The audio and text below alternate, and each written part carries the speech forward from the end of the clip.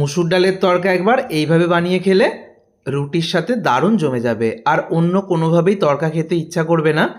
বাড়িতে থাকা মুসুর ডাল দিয়ে এত অপূর্ব স্বাদ হয় যে সেই তরকা দিয়ে রুটি এবং ভাত দুটোই কিন্তু দারুণ জমিয়ে দেবে।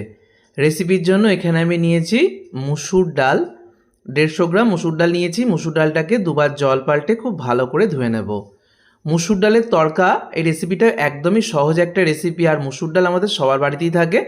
মুসুর ডালটাকে দুবার জল পাল্টে ভালো করে ধুয়ে নিয়েছি। তারপর আমি কড়াইতে জল দিয়ে মুসুর ডালটা সিদ্ধ হতে বসিয়ে দিলাম। এখন আমি ডালের মধ্যে লবণ বা কোনো কিছুই দিইনি। আর দেখো, মুসুর ডাল সিদ্ধ হওয়ার সময় যে ফেনাটা হয় সেটা কিন্তু অবশ্যই ফেলে দেবে। আর মুসুর ডালটাকে কিন্তু একদম গলিয়ে সিদ্ধ করা যাবে না, ডাল গোটা গোটা থাকবে অথচ মুসুর ডাল সিদ্ধ হয়ে যাবে, ঠিক এরকম সিদ্ধ করে নিতে হবে। আমি দেখিয়ে দিচ্ছি, দেখো মুসুর ডালটা গোটা গোটা রয়েছে অথচ ভালোভাবে সিদ্ধ হয়ে গেছে। আমি কিন্তু গ্যাস এবার অফ করে দেব। তো ঠিক এইভাবে মুসুর ডালটাকে সিদ্ধ করে নেবে। এবার অন্য একটা কড়াইতে আমি সর্ষের তেল দিয়ে দিচ্ছি, রান্নাটা সর্ষের তেলেই করব। সর্ষের তেল গরম হয়ে গেলে একটা বড় সাইজের পেঁয়াজ কুচি দিয়ে দিলাম। পেঁয়াজটাকে একটু ভাজা ভাজা করে নেব। পেঁয়াজটা একটু ভাজা হয়ে গেলে তারপরে আমি দিয়ে দিচ্ছি আদা বাটা। এখন রসুনটা দিলাম না, রসুন আমি পরে ব্যবহার করব। তারপরে ঝাল বুঝে দিয়ে দেবে কাঁচা লঙ্কার কুচি। আদা আর কাঁচা লঙ্কাটাকে ভালো করে ভেজে নিয়ে এবার টমেটো দিয়ে দিচ্ছি। একটা বড় সাইজের টমেটো কুচি আমি দিয়ে দিয়েছি। টমেটোটা খুব তাড়াতাড়ি নরম হয়ে যাবে। তো এখানে চাইলে একটু লবণ অল্প দিতে পারো, আমি সেটাও দিলাম না। টমেটো একটু নরম হলে হলুদ গুঁড়ো, কাশ্মীরি লঙ্কার গুঁড়ো, জিরে গুঁড়ো আর ধনে গুঁড়ো দিয়ে দিলাম। এই সব গুঁড়ো মশলাই আমাদের বাড়িতে থাকে। তো খুব ভালো করে আমি কষিয়ে নিচ্ছি। ভালোভাবে কষানো হয়ে গেলে মাঝখানটা একটু জায়গা করে নিয়ে দুটো ডিমকে ফাটিয়ে দিয়ে দেবো। একটা ডিম দিয়েও করা যায়, তবে দুটো ডিম দিলে খেতে বেশি ভালো হবে। আমি আজকের তরকাটা ডিম দিয়ে বানাচ্ছি, মুসুর ডালের ডিম তরকা বানাচ্ছি। তো ডিমটাকে দেবার পর ওপর থেকে লবণ আর গোলমরিচ গুঁড়ো একটু দিয়ে দিলাম। এবার ডিমটাকে সব কিছুর সাথে খুব ভালো করে মিশিয়ে নেব। মিনিট 2-3 সময় ধরে মিডিয়াম ফ্লেমে খুব ভালো করে ডিমটাকে এরকম ভুজিয়া বানিয়ে নেব। খুব সুন্দরভাবে দেখো রেডি হয়ে গেছে। মিনিট 3 মতো সময় লেগেছে। এবারে আগে থেকে সিদ্ধ করা ডালটা দিয়ে দিচ্ছি। আবারও বলছি, মুসুর ডাল কিন্তু গলিয়ে সিদ্ধ করবে না, ডালটা সিদ্ধ হয়ে যাবে আর গোটা গোটা থাকবে।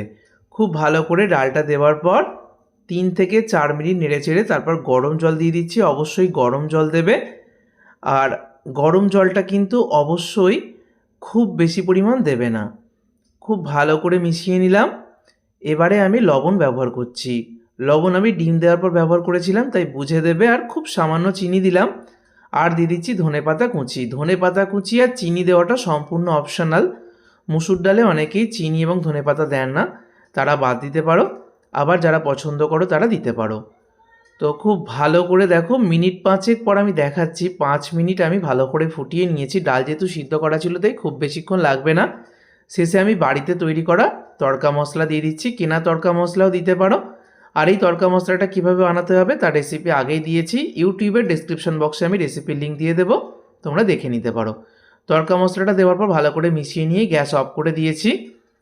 তো দেখো, এবারে আমি একটা হাতার মধ্যে সর্ষের তেল নিয়েছি, তার মধ্যে গোটা জিরে, 2টো শুকনো লঙ্কা, রসুন কুচি, আর এখানে দিয়ে দেবো সামান্য একটু কাশ্মীরি লঙ্কার গুঁড়ো। 7 থেকে 8 কোয়া রসুন কুচি আমি ব্যবহার করেছি। ভালো করে নেড়ে চেড়ে ভেজে নিলাম। এবার এই তরকাটা আমি মিশিয়ে দেবো ডালের মধ্যে। আর দেখো কত সুন্দর লুকস চলে এসছে এখনই। আর এই তরকাটা মেশানোর পর এর লুকসটা কিন্তু আরও সুন্দর হয়ে যাবে। ভালোভাবে মিশিয়ে নিলেই একদম রেডি হয়ে যাবে মুসুর ডালের তরকা বা মুসুর ডালের ডিম তরকা। তরকা তোমরা অনেক খেয়েছো, তবে এইভাবে একবার বাড়িতে থাকা মুসুর ডাল দিয়ে তরকা বানিয়ে দেখো।